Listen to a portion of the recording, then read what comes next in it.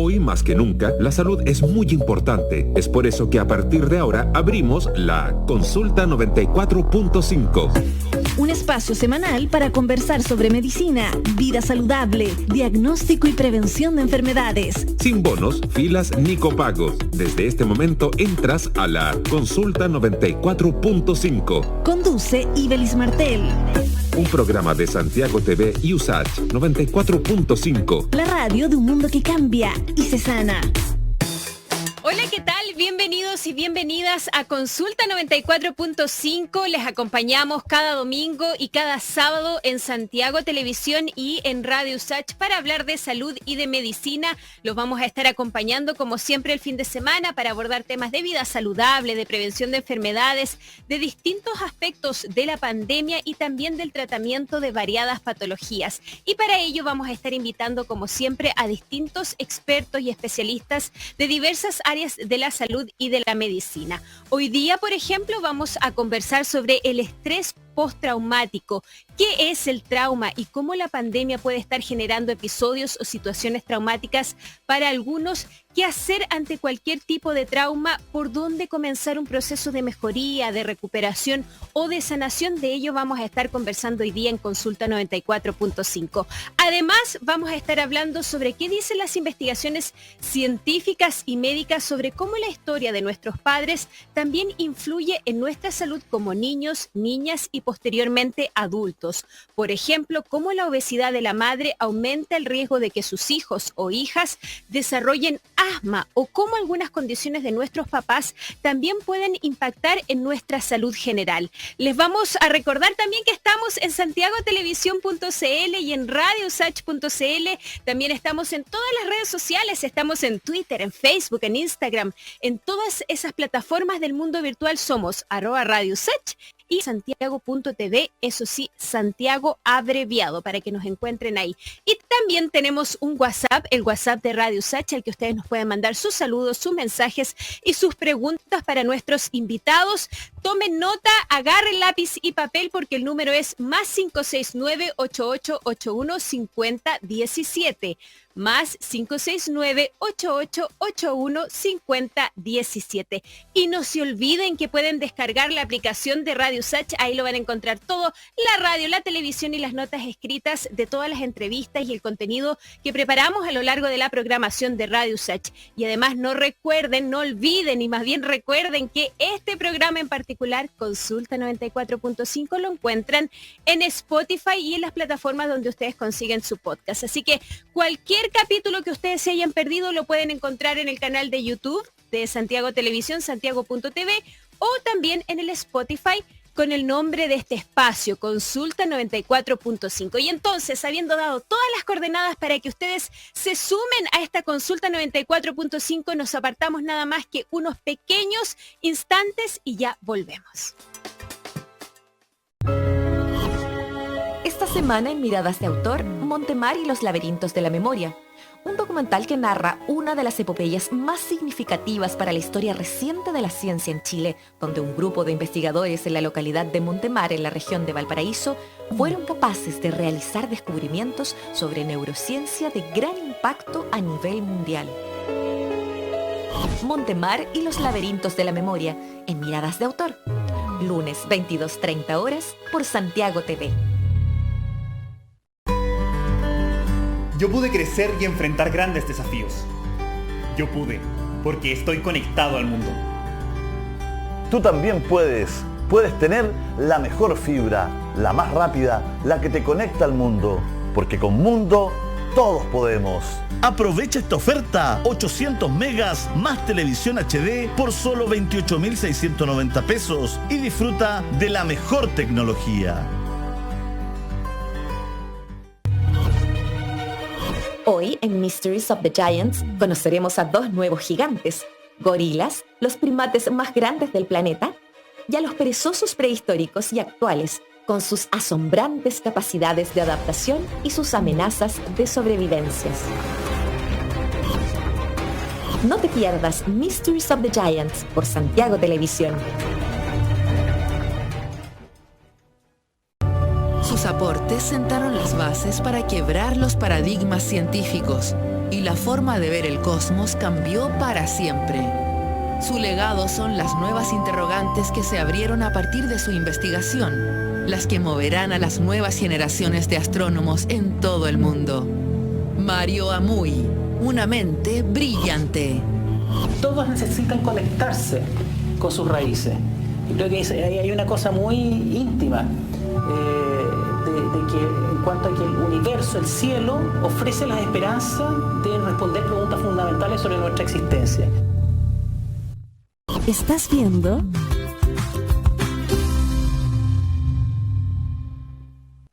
En la consulta 94.5 escuchamos la voz especializada de la Facultad de Ciencias Médicas de la USACH.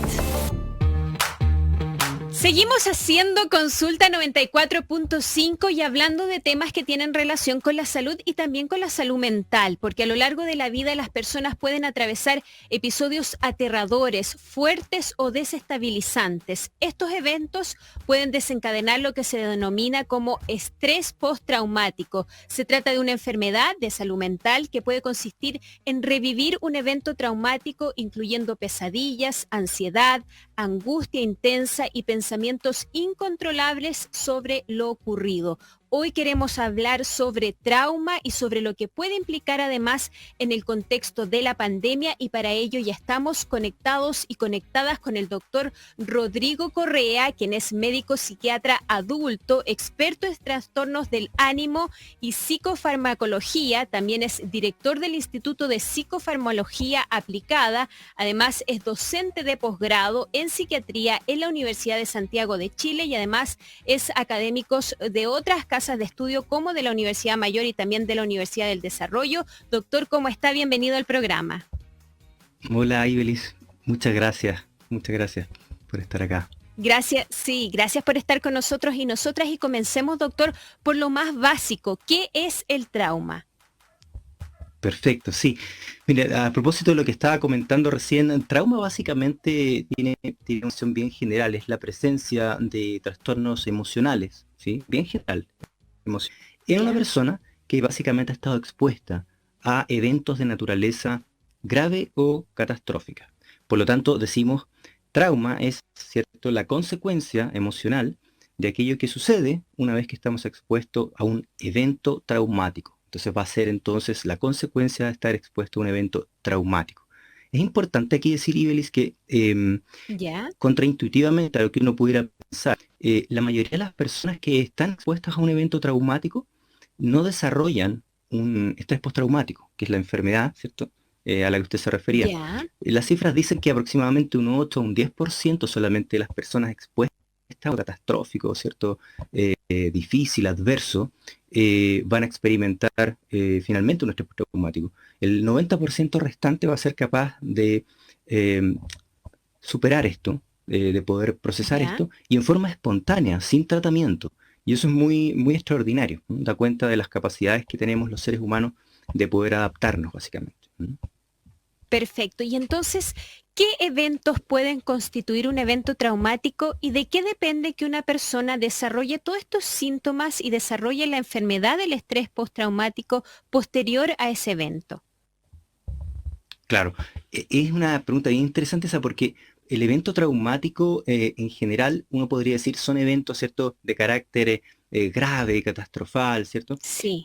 Sin embargo, a pesar de que es cierto esto, es muy importante siempre volver a la idea de que el trauma o lo traumático, aquello que va a ser considerado como un evento traumático, depende de la persona que lo experimenta. Quiere decir esto que van a haber cosas que una persona va a poder experimentar como traumáticas para su vida, y para el mismo evento otra persona no lo va a vivir de esta forma. Por lo tanto, siempre se vuelve al concepto de que es traumático definido desde el observador, desde quien vivió esto, ¿verdad? Entonces, ahora, por supuesto que hay eventos que son masivos y de tal intensidad que la gran mayoría de las personas lo van a vivir como traumático. Pensamos en una guerra, un desastre natural, un terremoto, maremoto, ¿cierto? La propia pandemia para muchos ha sido muy traumática, pero eventos de la vida cotidiana, ¿cierto?, también pueden ser considerados como traumáticos, ¿verdad? Eventos de la vida cotidiana, es decir, a veces podemos vivir o vemos nosotros en psiquiatría, por ejemplo, divorcios traumáticos, donde uno dice, bueno, un Ya. divorcio es algo doloroso, por cierto, una separación, ¿cierto?, de pareja es algo difícil, doloroso, pero hay personas que lo pueden vivir como un trauma psíquico, con todas sus características, y desarrollar un estrés Ya. postraumático. Y uno dice, mire, pero eso no es un desastre natural, no se salió el mar, no se cayó un edificio, no Exacto. explotó nada, ¿cierto? Traumáticamente. Entonces, lo define el trauma la persona que lo vive. Eso es bien importante. Ya, ahora cuando hablamos de estrés postraumático, ¿por qué hablamos de estrés y no solo de trauma? ¿En qué minuto el estrés pasa a ser también una de las características de esta enfermedad? Claro, el estrés postraumático básicamente se refiere ya a una patología, ¿verdad? Y da cuenta de aquel porcentaje de personas que estuvieron expuestos, ¿verdad?, y que no fueron capaces, dados sus mecanismos adaptativos, aprendizajes previos, la vulnerabilidad propia, ¿no? Y la fortaleza. Vamos a decir fortaleza, no desde el punto de vista que sean más fuertes, más bien de las herramientas adaptativas, ¿no? No han sido capaces de lidiar con esto de forma adaptativa, vamos a decir así, y entonces se constituye una enfermedad que es denominada estrés postraumático, y que básicamente tiene un sinnúmero de síntomas, pero que pueden delimitarse básicamente en tres tipos generales. Los primeros son los síntomas por reexperimentación, ¿cierto? Y los síntomas por reexperimentación van desde pesadillas, recuerdos intrusivos. La persona recuerda lo que vivió sin querer recordarlo, o lo recuerda incluso queriendo recordarlo, pero de forma repetitiva y con mucho sufrimiento asociado, ¿cierto? Estas pesadillas recurrentes también, por ejemplo, a los que llamamos flashback, que son, a diferencia de los recuerdos, son revivir la situación. Y se reexperiencian, es decir, es como si estuviera ahí de nuevo, dice la persona, lo reviví, distinto al recordar, ¿verdad? Ese es el primer grupo de síntomas del estrés postraumático. El segundo son síntomas por evitación. Aquí la persona trata de evitar lugares, situaciones, personas, conversaciones que recuerden el trauma. ¿Sí? En buenas cuentas, si alguien, por ejemplo, fue asaltado, por ejemplo, en un lugar público, ¿cierto? Entonces ya no quiere pasar por ahí. Esa calle ha sido connotada ahora para esa persona y lo hace evocar, ¿cierto? Angustia, el recuerdo, ¿cierto? Incluso hablar del evento le puede causar mucho disconfort. Y luego están un grupo de síntomas, el tercer grupo de síntomas, que son como por ansiedad o hiperalerta. La persona está hipervigilante, está irritable, tiene insomnio. Vamos a decir entonces que para esta persona entonces el mundo perdió, ¿cierto?, la predictibilidad. Entonces la persona está esperando que cualquier cosa pase y está en una situación de hipervigilancia. Esos son el último grupo de síntomas de estos tres grandes grupos que se dan en el estrés postraumático. Clínicamente se ve así un estrés postraumático. Perfecto. Doctor, ahora, ¿y cómo se trata esto? Porque finalmente uno pudiese pensar de que va a tener que lidiar con el estrés postraumático, con esta enfermedad durante toda la vida. Entonces, ¿tiene tratamiento definitivo? ¿Tiene cura, por decirlo de alguna forma? ¿Y cómo se trata usualmente? Perfecto. Esa pregunta es central a propósito de que efectivamente las personas, y obviamente las personas que nos escuchan o nos ven, es importante que estén bien informadas al respecto, ¿verdad?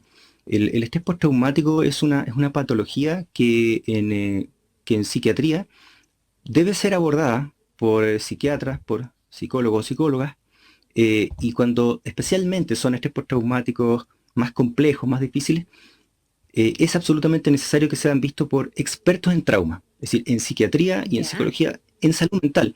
El estrés postraumático, los últimos 15 o 20 años, se ha ido constituyendo, vamos a decirlo así, una subespecialidad. Entonces hay personas que se dedican a tratar esto. Es importante que sepan, ¿cierto?, las personas que nos ven, que nos escuchan, que hay un trauma en nuestro país, en distintos hospitales, en servicios públicos o privados, y que pueden acudir a ella. Y el tratamiento básicamente consiste en una serie de estrategias que pueden ser una combinación de fármacos, ¿cierto? Lo que no es lo predominante, el trauma no se trata fundamentalmente, pueden ayudar, pero no es fundamentalmente el tratamiento. Y luego una serie de herramientas o estrategias psicoterapéuticas, de las cuales existen varias de última generación, vamos a decir así, bien modernas, ¿cierto?, que son capaces de hacer que la persona reprocese. Ahí yo diría es el concepto central. Una de las cosas que ocurre con el trauma es que la persona no logra integrar el evento traumático a su vida, a la narrativa de su existencia, es decir, queda como separado. ¿verdad? Y entonces, una de las cosas que hacen estas nuevas técnicas es que logran que la persona logre reprocesar de forma adecuada, de modo de integrar a su vida este evento traumático y poder continuar adelante sin esta cantidad de síntomas que hemos venido comentando. Y ahí existen numerosas técnicas modernas. Probablemente una de las más conocidas y de alta efectividad se llama EMDR, por sus siglas en inglés, ¿cierto? Y es probablemente una de las más conocidas y de las de más efectividad que hay hoy en día. ¿Y en qué consiste esa técnica y dónde se accede? ¿Uno puede acceder a este tipo de tratamientos que no son farmacológicos a través, por ejemplo, del sistema de salud público o solamente está disponible a nivel privado? ¿Son terapias costosas? ¿Cómo uno empieza de alguna manera a buscar otras alternativas, además o distintas a los fármacos y a la psicoterapia? Sí.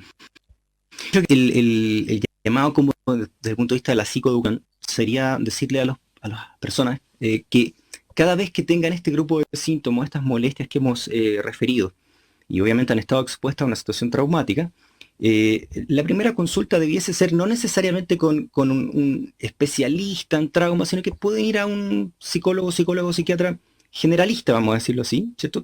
De modo que pueda precisarse el diagnóstico.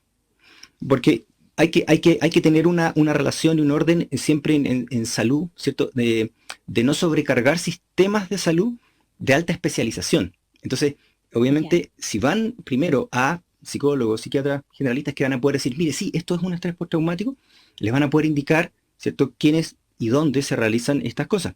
Ahora, estas técnicas. Ahora, porque si cada especialista en esto fuera consultado por una persona que cree tener trauma, vamos a decirlo al revés, podrían quedar muchas personas que efectivamente necesitan de esos cuidados tan específicos que no necesariamente necesitaban algo tan complejo, de tanta especificidad. Ahora, para responder más directamente a su pregunta, la técnica EMDR básicamente es una sigla que en inglés significa desensibilización y reprocesamiento por movimientos oculares. Y fue escrito por una psicóloga norteamericana muchos años atrás, por Francine Shapiro, por ahí por el año 1987. Y toma el nombre a propósito de que una de sus 8 etapas, son varias etapas, tiene que ver con generar movimientos oculares, ¿cierto? Bilaterales en los pacientes.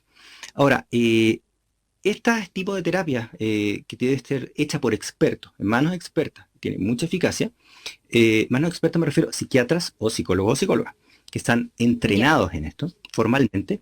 Puede acudir las personas a centros de trauma. Hay universidades que tienen ciertos centros de trauma y que constituyen red, digamos, por ejemplo, de salud abierta, pública, ¿verdad? Existen organismos privados. Se pueden atender se pueden atender por FONASA, por ejemplo, en esos centros de salud. Sí, por supuesto. Hay hospitales que tienen unidades de trauma, hospitales de la red pública, sí, por supuesto. Entonces, no necesariamente va a ser una terapia muy costosa e inalcanzable, no. Existe la posibilidad de que sea alcanzable, digamos, desde el punto de vista económico. Perfecto. Ahora nos preguntan, Luis de Maipú nos preguntan, ¿cuál es la diferencia entre el estrés postraumático y la depresión? Sí. El estrés postraumático y la depresión, sí. Bueno, el estrés postraumático puede tener síntomas depresivos. Una persona que ha vivido un trauma y está teniendo todos estos síntomas, por cierto, puede sentirse triste, puede tener insomnio, puede sufrir de angustia, puede tener alteraciones de apetito y peso, que son cosas que comparte con la depresión. De hecho, hay comorbilidad. Muchas personas con estrés postraumático tienen también depresión. Así como alguien en medicina pudiera tener hipertensión arterial y diabetes, ¿cierto? Uno también en psiquiatría, en salud mental, puede tener a la vez 2 patologías. En este caso, por ejemplo, estrés postraumático y depresión. El punto es que la depresión es una patología diferente. Cursa, si lo miramos al revés, la depresión no cursa con estos síntomas de revivir continuamente algo, de pesadillas necesariamente recurrentes. En la depresión no necesariamente un evento catastrófico relacionado. Hay depresiones que parten sin que haya algo necesariamente asociado. Entonces son patologías distintas que, ojo, pueden coexistir y que cuando coexisten deben ser tratadas ambas.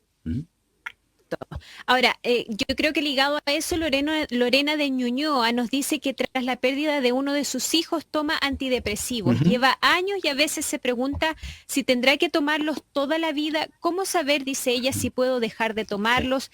tengo miedo a que empeore mi ánimo, pero tampoco quiero tomarlos eternamente. ¿Me habré vuelto adicta a los antidepresivos?, pregunta Lorena.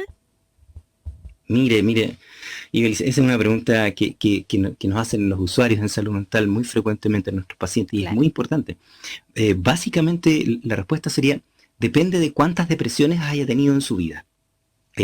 Ya. Este es uno de los datos más robustos en salud mental. Sabemos que un primer episodio depresivo debiese tratarse aproximadamente durante 8 meses, más o menos a un año.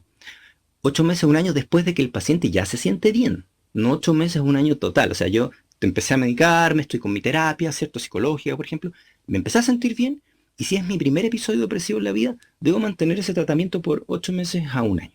Si yo avanzo en mi vida y tengo un segundo episodio depresivo, entonces el periodo de tiempo irá más cercano al año y medio, incluso 2 años, dicen algunos estudiosos. Ahora, si estoy en el tercer episodio en mi vida, aquí y en todo el mundo hay un consenso de que debe haber un tratamiento crónico de mantención. Es decir, esta enfermedad, después del tercer episodio de la vida, debe tener un tratamiento preventivo de recaída. Eso es lo que decimos, preventivo de recaída. ¿Por qué? Es una razón muy simple. Los estudios han entendido que si no se realiza esto, las tasas de recaída son enormes. Entonces alguien que está muy bien, que ya superó el tercer episodio, está después del tercer episodio en su vida, ¿cierto?, de depresión, debiese mantener tratamiento con un antidepresivo al menos de prevención. Si no, el número de recaída es tremendo, ¿no? Cosa que es muy evitable, Ahora, por cierto. Sí, ahora es complejo saber cuántos episodios ha sufrido a veces una persona porque en muchas ocasiones esas depresiones no son diagnosticadas y por lo tanto no son tratadas y la gente sigue su vida, ¿no? Y es difícil Sí. a veces determinar, tuve un episodio depresivo en esta etapa de mi vida, Exacto. después en esta otra. Entonces, ¿qué hacer en ese sentido cuando no hay claridad de cuán transversal ha sido la depresión a lo largo de mi vida? Sí, sí. Obviamente aquí también siempre la salud mental tiene que tener en cuenta el punto de vista del paciente y su historia y hasta dónde no es posible ir a mirar hacia atrás, ¿cierto? En un recorrido histórico y con qué grado de certeza. Efectivamente hay pacientes que uno queda duda, ¿será ese segundo, será el tercero? Efectivamente ahí hay muchas posturas. Una postura que a mí me parece conservadora y razonable, ¿verdad?, es realizar un tratamiento adecuado, esperar un tiempo suficiente de que el paciente o la paciente esté bien estabilizado y luego con mucha psicoeducación, quiere decir esto, informándole muy bien al paciente cuándo debe reconsultar, comenzar lentamente el retiro de fármacos. Si no tenemos seguridad de cuándo el episodio, eso sería prudente de hacer. Entonces comenzar un lento retiro de fármacos, suspender la medicación y que el paciente o la paciente esté muy bien informado cuándo tiene que volver a consultar. En buenas cuentas, la pregunta central es ¿cómo se enfermó usted? Porque uno se enferma muy parecido cada vez. Entonces, ¿cómo empezó a enfermarse usted de depresión? Mire, no quería hacer lo que me gustaba, no podía dormir, bajé de peso, etc. Mire, ponga atención, porque probablemente si vuelve a enfermarse va a aparecer mucho. Entonces, no deje pasar mucho tiempo y acuda a consultar, porque eso es importante. Consulta precoz, mayor probabilidad de cierta recuperación. Estamos conversando con el doctor Rodrigo Correa, psiquiatra de la Facultad de Ciencias Médicas de la USACH, a propósito del estrés postraumático que en muchas ocasiones, nos decía él, también va ligado a la depresión. Felipe de Curicó nos pregunta, y que nos escucha a través de la aplicación de Radio USACH, que todos ustedes pueden bajar en su celular, dice que lleva 3 años en psicoterapia debido a un evento traumático que tuvo en su infancia y a veces nota cambios, que después de cada sesión se siente bien por un rato, pero que luego a la semana el ánimo o a los días el ánimo decae. A veces siente que pierde el tiempo y el escaso dinero yendo al psicólogo. Si uno no ve resultados, pregunta, ¿qué hacer? Sí. Obviamente que lo que yo voy a contestar, Ibeliz, es general y general, por supuesto. Porque habría que conocer obviamente los detalles de lo que nos pregunta, ¿cierto?, esta persona. Cuando sucede esto, es decir, y también nos pasa en psiquiatría, una psicoterapia por mucho tiempo llevada con un paciente que no va mejorando, siempre es bueno en psiquiatría y psicología, en salud mental, preguntarse, ¿está correcto el diagnóstico? Y en segundo lugar, ¿la terapia que estamos aplicando es para este paciente? Hay un gran número de terapias para estrés postraumático, para depresión, etc. Y van a haber algunas que van a ser más efectivas para algunos pacientes y otras no tanto, por el estilo del paciente, por las características clínicas del mismo cuadro clínico. Entonces, un consejo razonable sería, mire, si esto no va resultando, yo creo que sería interesante que se acercara a una unidad de trauma. Quiere decir esto a personas que se dedican, 90% de su tiempo de ejercicio clínico, por ejemplo, a ver solo pacientes con estrés postraumático.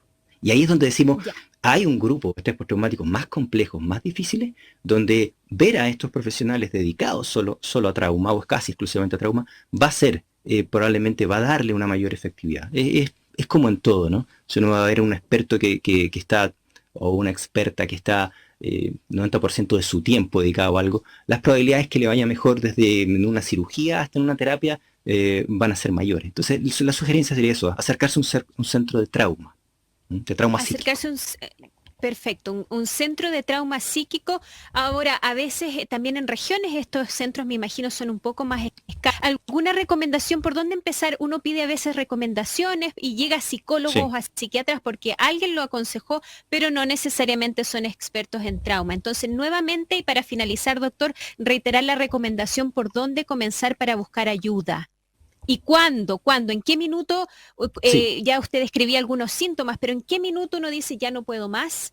Es hora de buscar ayuda. ¿En qué minuto el paciente debe hacerlo? Sí. El centro siempre en salud mental, Ibelis, es consultar cuando los síntomas son de tal intensidad, ¿cierto?, que ya están produciendo un menoscabo, una reducción de mi desenvolvimiento psicosocial. Es decir, hay muchos síntomas en salud mental que no alcanzan a tocar este dominio, pero si yo estoy teniendo dificultades en mi casa, con mi familia, con mis vecinos, en mi trabajo, etcétera, siempre es porque ya estoy siendo afectado de una manera importante. Entonces, también uno podría decirlo desde el punto de vista temporal. Si estos síntomas de los que hemos hablado van durando más de un mes, 2 meses, por ejemplo, ¿cierto?, y se mantienen en intensidad o van aumentando en intensidad, también es importante consultar. Ni hablar, por supuesto, de si aparece ideación de muerte, ideación suicida. Esa es una indicación de consulte hoy, porque el suicidio es algo prevenible. Entonces, todas estas son ideas que podrían condicionar una consulta en salud mental. Perfecto. Y acercarse, tratar de buscar, a veces incluso googlear el centro de salud mental experto en trauma o donde se trate específicamente trauma que quede más cerca donde uno vive. Y bueno, ahora con la telemedicina también hay opciones de poder ver especialistas a distancia. Así que también eso es una ayuda y una alternativa. Doctor Rodrigo Correa, médico psiquiatra de adultos, experto en trastornos del ánimo y psicofarmacología, también es director del Instituto de Psicofarmacología Aplicada, es docente de posgrado en psiquiatría de nuestra Casa de Estudios de la USACH. Muchísimas gracias por habernos acompañado hablando de estrés postraumático. Por cierto, lo vamos a seguir invitando para hablar de otros aspectos de la psiquiatría y que tenga un bonito día. Gracias, doctor. Igualmente, Evelyn, un gusto. Que estén muy bien. Adiós. Chao, chao. Y nosotros y nosotras nos separamos nada más que 2 minutos y ya volvemos con más invitados, más temas de salud y de medicina en Consulta 94.5.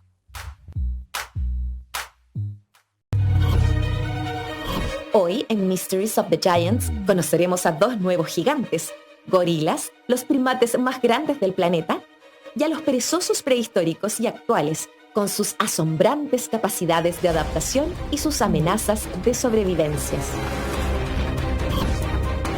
No te pierdas Mysteries of the Giants por Santiago Televisión.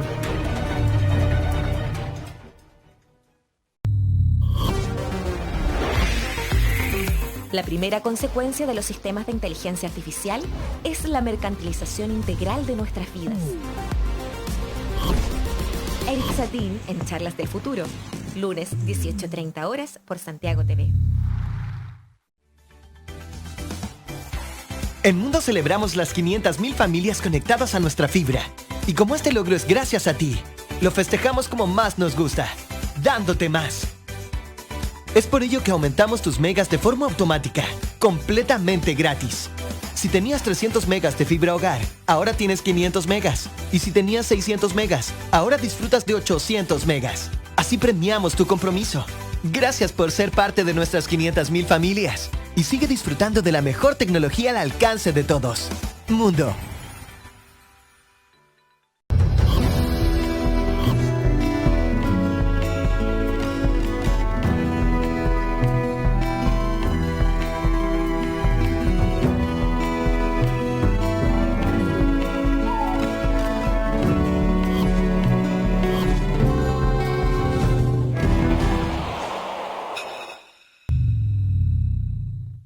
¿Estás viendo?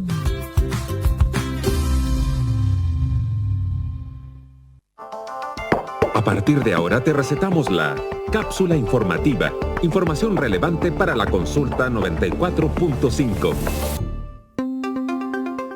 Seguimos haciendo Consulta 94.5. Les recordamos que estamos en todas las redes sociales. Somos @Radio Usach y también @santiago.tv. Santiago, eso sí, abreviado, .tv, para que nos encuentren ahí en las plataformas virtuales. Estamos en Twitter, en Facebook, en YouTube. Ahí pueden encontrar todos los capítulos de Consulta 94.5 y lo mismo en Spotify. Ahí nos encuentran también con el nombre de este programa, de este espacio, Consulta 94.5. Además, recuerden que estamos en radiosach.cl y también en santiagotelevisión.cl. Y queremos seguir abordando temas, por supuesto, de salud y de medicina, porque sabemos que en Chile se han realizado ensayos clínicos para probar las distintas vacunas que hoy se están aplicando contra el coronavirus en nuestro país y también en el mundo. Pero en nuestro territorio, además, se están realizando ensayos clínicos para estudiar la efectividad y seguridad de fármacos antivirales que ayuden a tratar la infección por COVID-19. Ese es el caso del molnupiravir. ¿De qué se trata este medicamento? ¿Cuán avanzado está? De ellos nos cuenta Iván Rimaza. 5 centros de investigación en Chile están reclutando pacientes con confirmación de contagio por COVID-19 para ser parte de la investigación clínica en fase 3 del medicamento molnupiravir. Se trata de un fármaco antiviral que actúa impidiendo la replicación del virus. Patricia Morales, directora del Departamento de Investigación Clínica de MSD Chile, explica cómo funciona. Molnupiravir es un medicamento que inhibe la replicación viral, induciendo múltiples mutaciones intravirales, lo que llega finalmente a la imposibilidad del virus a reproducirse. Morales afirma que los estudios sugieren que este antiviral actúa de forma efectiva cuando se administra tempranamente en los pacientes contagiados con coronavirus. En los pacientes que se hospitalizados no se vio que hubiese un cambio significativo en la evolución de la enfermedad cuando en los pacientes se usaba este medicamento, en los pacientes más comprometidos que ya habían requerido ser hospitalizados. Sin embargo, en los pacientes ambulatorios, en los cuales se usaba el medicamento en forma precoz, se vio que había una disminución de la carga viral llegando a 0 al 5º día y por otra parte una disminución de la progresión en la severidad de la enfermedad y la incidencia de hospitalizaciones versus placebo. Los estudios clínicos de este fármaco en Chile se realizan en centros de Santiago, Rancagua y Valdivia. Morales detalló las dosis en las que se usa el fármaco y los pasos a seguir en el proceso de desarrollo.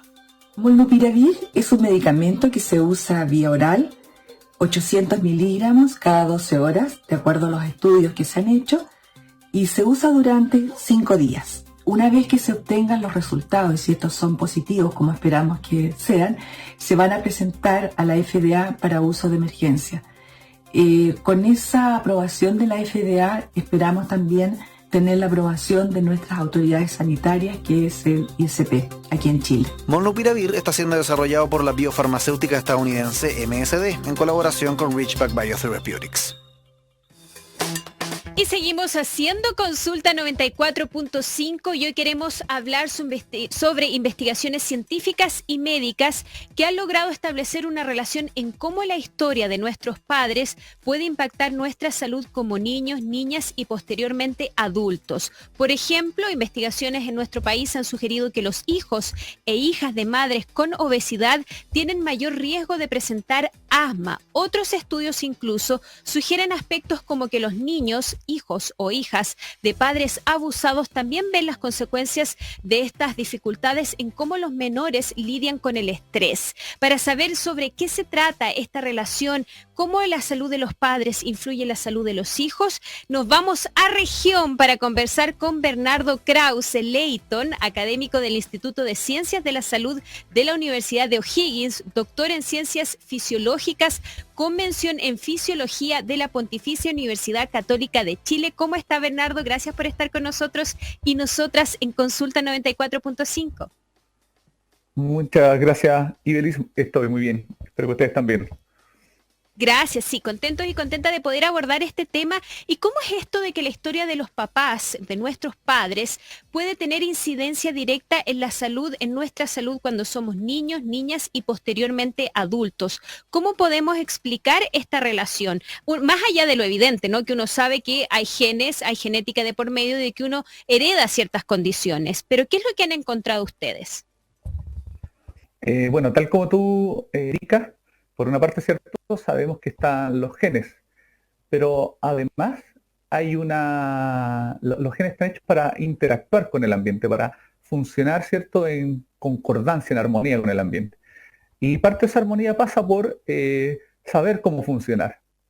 Y eso es lo que van aprendiendo, por así decirlo, como se van entrenando los genes. Así como nosotros nos vamos entrenando en conocimiento, también cada una de nuestras células va aprendiendo, ¿cierto?, a cómo funcionar.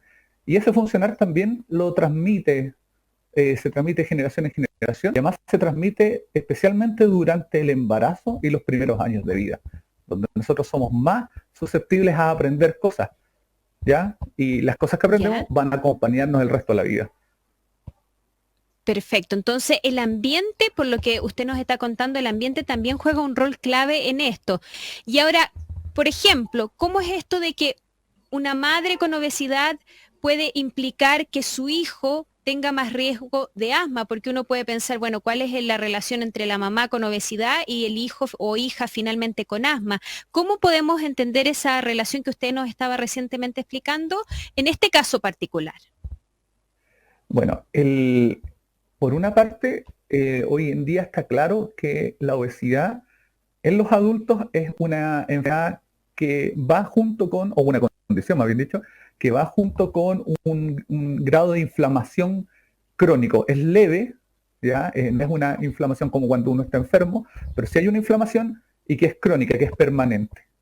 Esta misma inflamación se puede replicar en el fondo en el feto, en la niña o el niño durante el desarrollo en el útero, ¿ya? Y entonces el ambiente obesogénico que induce inflamación en los adultos también le enseña, en este caso, a las células inmunes de los niños a comportarse de una manera distinta a cómo se comportaría una célula inmune en una madre, por ejemplo, que no tiene obesidad. Y eso ustedes lo han visto de acuerdo a las investigaciones que ustedes han realizado en población en nuestro país, porque generalmente uno escucha este tipo de estudios y ocurren en otra población, pero lo que se puede ver en que en nuestro país ese riesgo existe y estamos hablando de cuánto más grande es el riesgo cuando yo tengo obesidad y tengo mi hijo de que mi niño o niña pueda desarrollar asma. Bueno, el riesgo es aproximadamente 2 veces más, ¿ya? De que un niño entre los 3 y los 6 años, o una niña, después de haber nacido de un embarazo en que la mamá tuvo obesidad, manifieste síntomas de asma. Pero lo otro muy entretenido, y me gusta tomar un punto que haces tú en la pregunta, de que si bien esto se había visto afuera, le podemos contar que nosotros, nuestro grupo ha sido dentro de todo pionero. Hay reportes de un grupo norteamericano que un año antes del que nosotros publicamos también por primera vez, en el que demostrábamos alteraciones en la función de algunas células inmunes en los hijos de madres con obesidad al momento de nacer. Y después nosotros publicamos, y este grupo también, así como que hemos ido un paralelo, hemos demostrado que esto ocurre por unos cambios en la manera en que los genes se comportan, y estos cambios se llaman cambios epigenéticos.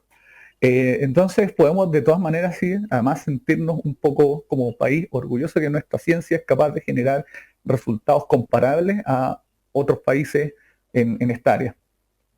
Y además ciencia realizada en regiones, que siempre es un aporte y un gusto saber de ello.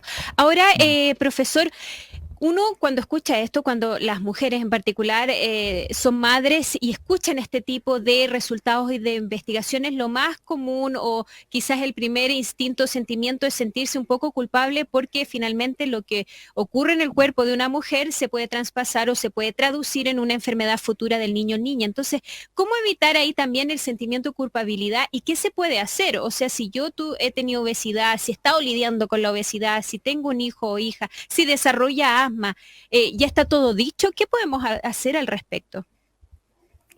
Bueno, por una parte, en realidad lo que estamos viendo, y como les decía yo, es cómo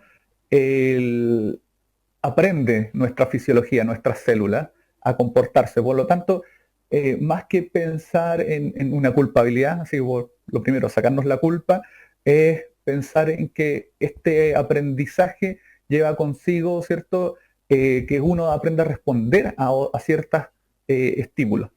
Y por lo tanto, el mayor riesgo que aporta la obesidad no es una determinante, tal como dice la palabra, y tal vez en esto la gente, los que trabajamos en el área de la ciencia biomédica hemos fallado en transmitir que el riesgo no es un hecho consumado, sino que es una potencialidad. ¿Ya? Entonces, por ejemplo, fumar, ¿cierto? Todos sabemos que tiene un cierto riesgo, pero no toda la gente que fuma se muere de accidente cerebrovascular. Pero sí es mayor riesgo. Y si yo, por ejemplo, a fumar le sumo otra cosa, ¿ya? Le sumo, por ejemplo, consumo de carne y le sumo consumo de alcohol y sedentarismo, vamos a llegar, por ejemplo, a cáncer fácilmente. Bueno, lo mismo pasa acá. La obesidad materna es un condicionante, es un aporte, pero ciertamente hay muchas otras cosas que podemos hacer cuando nacemos y de ahí en adelante para protegernos de estas enfermedades. Por ejemplo, en las ciudades, la contaminación es uno de los principales agentes. Y entonces, ¿qué sucede? Que aquí nos damos cuenta que más que sentir culpa, tenemos que pensar en cómo reconducir nuestra sociedad desde el punto de vista que la mayor cantidad de riesgo asociado al desarrollo de enfermedades crónicas como el asma se da en contextos de gente que tiene escasos recursos económicos. O sea, la obesidad se da en Chile principalmente en población que tiene bajo acceso a alimentos de calidad. Y la contaminación se da, por ejemplo, en Santiago, se da en las comunas de Puente Alto, en Pudahuel, ¿cierto? En las comunas de menores ingresos, donde también hay más obesidad, donde también hay más mujeres con obesidad. Y la peor alimentación también se da ahí. Y los colegios con menos horas de educación física se dan ahí. Entonces, más que sentirnos culpables, lo que tenemos que darnos cuenta es que tenemos que repensar la salud pública, más allá solamente de que la gente se vaya a atender a los consultorios o que la gente se salve de morirse, sino que en realidad tenga una proyección de vida saludable. Y eso involucra más allá de solamente culpar a las mamás o que se sientan culpables, porque también la alimentación de ellas desde niña ha sido afectada por el nivel socioeconómico. Es bastante grande el desafío en ese sentido, Bernardo, porque claro, además de los hábitos individuales también significa un cambio en general de la sociedad en la forma en que nos movemos, en la forma en que nos alimentamos, en la forma en que está dispuesta la ciudad. Entonces, bueno, pero me imagino yo que ahí la recomendación es comenzar en lo individual, en lo que podemos hacer cada uno y cada una para tratar de favorecer la salud de niños y niñas, ¿no? Claro, ahora, en lo individual, tal como tú dices, favorecer ciertamente el ejercicio, disminuir el consumo de alimentos que se asocian a obesidad, porque la misma obesidad per se va jugando como un círculo vicioso en el desarrollo de asma. Entonces, el exponer a los niños desde edades muy tempranas a bebidas azucaradas, aunque sea en este momento, uno podría poner la duda respecto de aquellas bebidas que tienen edulcorante, o sea, nos referimos a stevia, sucralosa, cualquier cosa que reemplace el azúcar, el sentido del azúcar, tampoco sabemos si realmente los protegen. La mejor manera, y aunque suene fome, de refrescar a un niño es enseñarle a tomar agua. Y si lo mismo, si uno desde chico aprende solo a tomar agua, va a ser mucho más fácil para alejarse del riesgo de enfermedades crónicas.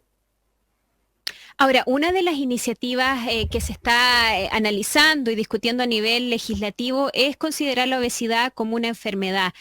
Ante la investigación que usted ha realizado y ante lo que ha aprobado la ciencia y las investigaciones médicas sobre la obesidad, ¿debiese entonces ser la obesidad considerada una enfermedad crónica? Es una discusión bien interesante porque muchas veces las enfermedades o el concepto de enfermedad tiene adherido un estigma, o sea, una carga negativa que se le da por una parte. Entonces es bien complicado entrar en ese foco porque, de hecho, además los estudios que uno podría decir que están como en contra de considerarlo una enfermedad se han dado cuenta que la mejor manera de conseguir adherencia de los pacientes que presentan obesidad para terapias o intervenciones que ayuden a bajar el peso, son a través de retirar la culpa, ¿ya? Porque pareciera, es cierto, que uno come porque piensa que es rico comer, pero no solo eso, es inconsciente, ¿ya? Y entonces esto es como una adicción. La comida es adictiva, ¿ya? La comida es adictiva y esa adicción, entonces, es difícil de tratarla solamente si yo lo veo desde el punto de vista punitivo, si hago a alguien sentir culpable porque usted no está bajando de peso porque no quiere. Entonces, muchos estudios se han dado cuenta que tiene que haber también una capacidad de atraer al paciente a darse cuenta que esto es en su beneficio. Entonces, un trabajo un poquito más complicado que solo ponerlo desde el punto de vista de si es una enfermedad o no. Yo estoy dando aquí mi juicio. Yo diría que complica más el ponerle un sesgo o un catálogo de enfermedad. Pero si uno puede hablar además desde el punto de vista fisiológico. Disculpa. Sí, a pesar de que la idea detrás de esta iniciativa sea de que se garantice el tratamiento integral y a largo plazo de la obesidad, a pesar de ello, ¿usted cree que puede tener efectos contradictorios? No, ahora, justo ya aparece el lado, pero del lado de cómo lo abordamos, porque por eso digo, independiente de cómo lo van a llamar, sí podríamos decir que una condición compleja. Porque y ahí entra algo un poco técnico. Cuando uno habla de una enfermedad, está hablando de un cuadro definido, ¿ya? Pero cuando uno habla de muchos componentes, ¿ya? Uno generalmente habla de un síndrome, ¿ya? En el caso de la obesidad, es como lo mismo que el síndrome metabólico. Son varias características que llevan a formar algo. Independiente de cómo lo denominemos, es algo que sí.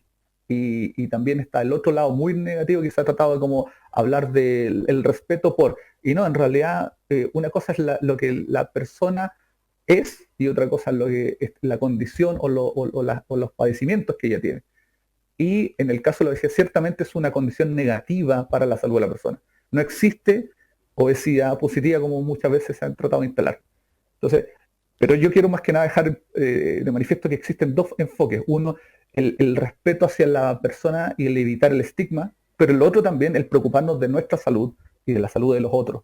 Entonces, es un componente delicado y muchas veces parece que estuviesen en conflicto y que no son reconciliables. Y la manera de reconciliarlos es darnos cuenta un poquito de que, más importante como lo llamemos, es que es un problema que tenemos que solucionar. Ese es el punto, más allá si va a ser enfermedad o no. Y los tratamientos para ello debiesen estar garantizados en ese sentido, ¿no? Y ahí entramos en algo, además, tan complejo como la definición. Porque, ¿qué es el tratamiento? No existen pastillas, por ejemplo, para la obesidad, pero sí existen intervenciones nutricionales. Y esas intervenciones nutricionales tienen un costo muy elevado para la población que generalmente está expuesta a esto. Entonces, por ejemplo, ¿qué vamos a hacer? Vamos a focalizar gastos, vamos a tomar una actitud terapéutica o vamos a prevenir el desarrollo de obesidad. Entonces yo creo que las dos cosas tenemos que hacerlas conversar, porque la obesidad, por una vez, en los adultos yo tengo que tratarla, pero en los niños tengo que prevenirla. ¿Y cómo la tengo que prevenir? A través de lo que hablábamos al inicio, una salud pensada en prevención de la obesidad. Si yo invierto en prevenir, y eso está muy comprobado en otros países, si yo invierto en prevenir, o sea, invierto en que los niños tengan acceso a buenas comidas y las niñas tengan acceso a buenas comidas, el peso que invierto es mucho más efectivo que invertir en adulto, en tratar de que la persona deje de comer. Como el ejemplo que yo te daba de el agua. Sí. Hacer que una persona consuma agua en vez de bebida. Por supuesto. Estamos conversando con Bernardo Krause, el Leighton, académico del Instituto de Ciencias de la Salud de la Universidad de O'Higgins, doctor en Ciencias Fisiológicas, con mención en Fisiología de la Pontificia Universidad Católica de Chile, a propósito de la relación entre la historia de vida de nuestros padres y cómo eso se puede traducir en algunos riesgos de desarrollar ciertas enfermedades cuando somos niños y niñas y posteriormente también adultos. Y uno de ellos, una de esas relaciones que ha estado estudiando Bernardo, es la relación entre la madre con obesidad y el riesgo de asma. Pero quería avanzar un poquito en la conversación, Bernardo, porque también hay otras situaciones, no solo la madre está a cargo de lo que le puede ocurrir a los niños y niñas, sino que también los padres. ¿Cómo la salud de los papás puede impactar la salud de los niños y niñas? Y ahí yo adelantaba algo un poquito en la presentación, por ejemplo, lo que se ha descubierto o se ha sugerido en términos de padres abusados, que también tiene, y uno dice, pero ¿cómo una experiencia de vida puede traducirse, por ejemplo, en un problema de salud concreto para sus hijos e hijas? ¿Qué es lo que se sabe sobre ello? Bueno, lo que se ha visto en el fondo es que las experiencias de vida traumática pueden afectar el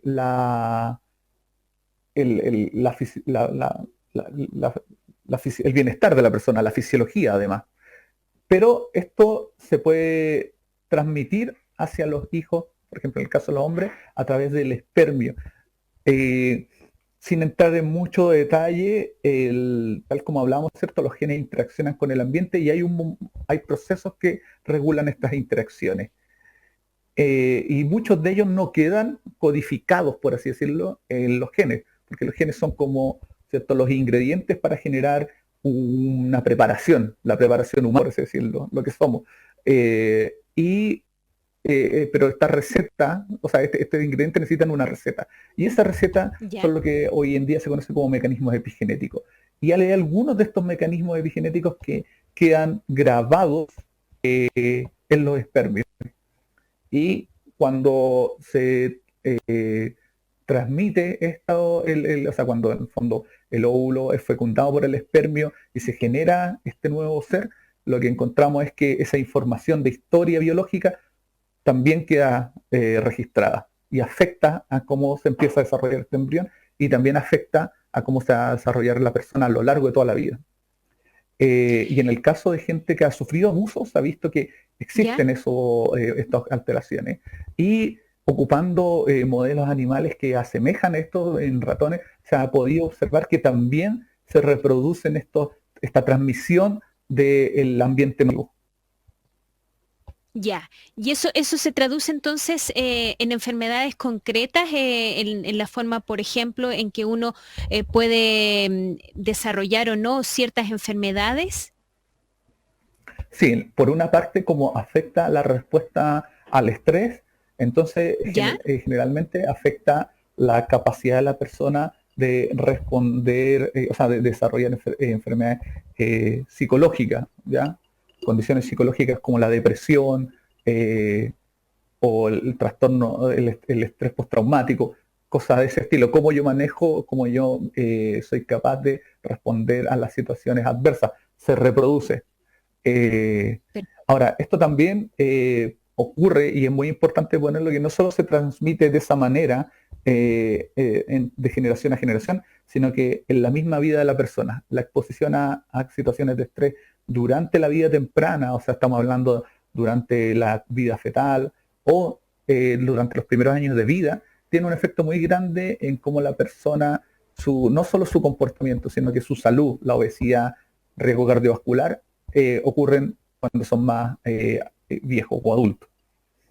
Perfecto. Nos queda muy poquito tiempo, Bernardo, pero Octavio de la Florida nos pregunta, entonces, ¿qué puede hacer uno para que los traumas propios o las deficiencias que uno tuvo cuando niño, niña o cuando adulto no se traspasen a los hijos y provoquen problemas de salud? ¿Qué se puede hacer?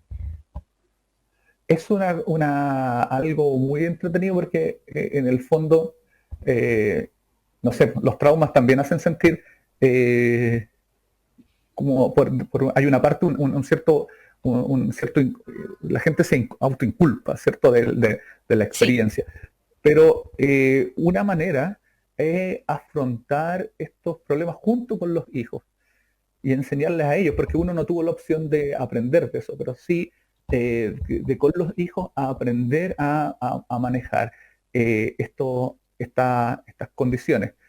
Un ejemplo muy concreto, los padres o madres que han sido golpeados tienden a replicar esa forma de educar, porque está internado que el golpe es parte del enseñar. Pero si uno trabaja eso junto con los hijos, uno aprende a darse cuenta que, bueno, hay cosas que a uno lo superan y en el fondo, en vez de yo no transmitir eso, evito que se convierta en un, digámoslo así, en una costumbre, en un hecho cultural. Un patrón. Educar es con golpe. Claro, en el patrón. Entonces, en este caso, más que yo preocuparme en no transmitir eso inconscientemente, porque, como le digo, ese material, esa información biológica va en los espermios, lo que yo puedo hacer en el fondo es trabajar, hacer como terapia junto con mis hijos o hijas y evitar que esto se convierta en un patrón transmisible, ¿ya? Entonces uno mismo estar consciente. Claro, estar consciente y evitar que esto en el fondo, además de lo que ya va en la genética de uno, también se refuerce con las conductas que uno tiene en la familia. Hemos conversado con Bernardo Krause Leighton, académico del Instituto de Ciencias de la Salud de la Universidad de O'Higgins. Muchísimas gracias, Bernardo, por esta conversación y por habernos explicado esta relación más allá de lo evidente, le decía yo al comienzo, de cómo los genes se traspasan de padres a hijos, sino que también cómo hay aspectos como la obesidad que también pueden tener o aumentar el riesgo de desarrollar otras complejidades como el asma en los niños y niñas. Muchísimas gracias por esta conversación y que tengan un bonito día. Chao, chao. Chao, chao, que estén bien.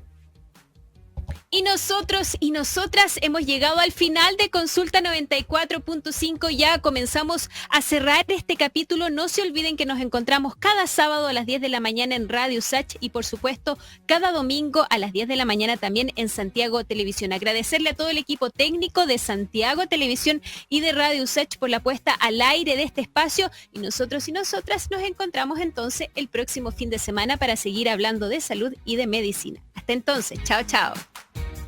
Es momento de cerrar la Consulta 94.5, nuestro espacio semanal para conversar sobre medicina, vida saludable, diagnóstico y prevención de enfermedades. Sin bonos, filas ni copagos. Esto fue Consulta 94.5. Siempre en Santiago TV. Usach 94.5, la radio de un mundo que cambia y se sana.